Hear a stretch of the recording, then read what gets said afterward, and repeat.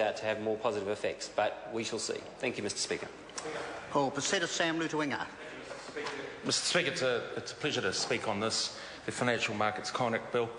As has already been stated tonight, this is a significant step forward in terms of our securities markets, and I want to thank the Minister, the Honourable Craig Frost, for getting it through the House tonight, and also the Chair of the committee, Jonathan Young, and also members on the national side, Kanwaljit Bakshi, Jan Yan, and Mr. Mitchell, Mark Mitchell, who joined me and other members who deliberated on this this bill.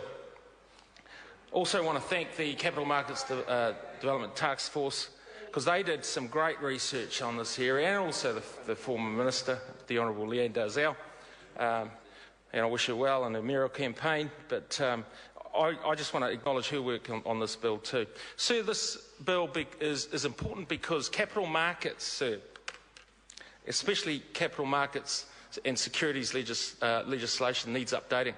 35 years since this bill was first passed, and since then, sir, not only have the ways of raising capital changed from basically across the board by phone towards more electronic forms, not only have the products that are available for transacting in our capital markets changed, where we've got various derivative products, and not only has that, but the number of market participants in our country has developed, and capitals flows now in and out of the country in terms of our capital markets. We need reforming of this legislation. But sir, this legislation actually adds to what has already been done under this government. Financial Markets Authority Bill brought together a single entity to oversee the transactions in our markets. That was one of the recommendations of the Capital Markets Development Task Force, and we took that on board, sir. Financial Service Providers and Financial Advisors Act was enacted 2 years ago, and again regulated those that participate in the market, who give advice and who give service provision in financial markets and with financial products. We again had to clean up the mess that was left by the last Labor government in passing the Financial Advisors Act in 2008. I heard members opposite, sir, say that we are passing this under urgency. Well, we're only passing the committee stage and third reading under urgency. What they do forget, sir, members opposite, is in 2008 they also passed the financial advisors legislation, which needed to be repealed in many ways under urgency under the Clark-Cullen government. So I ask members to just think, when they make such comments in the House, to look at their own House and get their own House in order, sir. Sir, it's about rebuilding confidence in the markets. We know, sir, that the global financial crisis hit, numbers of companies failed. But those companies started failing, sir, as Mr Norman, and I don't agree with much of what Mr Norman says, but what he did say correctly was that these finance companies failed, and they began to fail under the last Labor government. They failed in 2005, right up to 2008, and we've had to clean up the mess through the lack of regulation in this area, sir.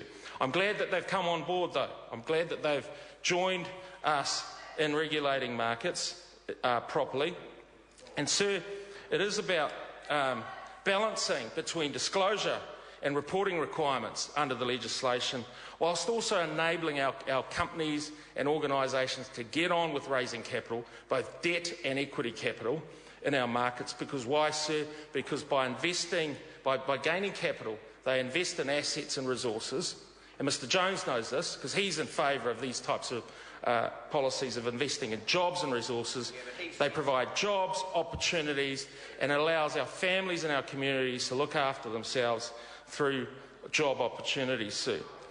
So, sir, what it does, sir, by having better trust in the markets, is that it gives investors confidence. It gives them the trust, confidence that they can, with a fair degree of certainty, make investment in the markets and understand what those products stand for. That's right.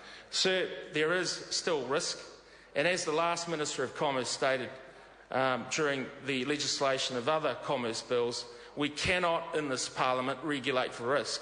What we can do is provide a framework with which investment products can be better assessed for risk and better assessed for pricing of those products, sir. So I turn now to the bill, sir, and various parts of the bill are important. I just want to touch on two. Part 3 replaces the requirement for issuers to prepare a prospectus and investment statement with a requirement to prepare a single product disclosure statement. This, sir, is tailored to retail investors, mum and dad investors that we're trying to protect, that we're trying to promote. And the partial floats of our SOEs, state-owned enterprises, promotes the access and the ability of those investors to get into the market and invest in our companies, sir. Final thing I just want to touch on, sir, is that this bill, and Mr Norman touched on it, touches and it modifies the liability framework for breaches of security law. And that's important, sir, because those that transgress our laws, and these securities laws are particularly important, those that transgress them have got to know that for serious breaches of these laws, that they will be enforced and criminal penalties will be imposed on those transgressors. 10 years imprisonment and fines of up to $1 million for individuals and $5 million for companies for egregious behaviour. Sir, that is a government that is acting on the wishes of submitters. That is a government that is listening to mum and dad investors and the public, and that is a government that is promoting economic growth in our communities. Sir, I finally say that we promote this bill. It is a bit of a massive bill to have undertaken, but we did it, and it took a bit of time because consultation with the industry, consultation with the regulators, the stakeholders, investors, consumers was really important. And I think, given what we've gone through in the process here, that we've come up with a bill that will work in future, that will deliver for New Zealanders and deliver jobs, opportunities and growth, sir. Andrew Williams. Thank you, Mr Speaker. I'll take a call on behalf of New Zealand First in the Financial Markets Conduct Bill. Can I firstly start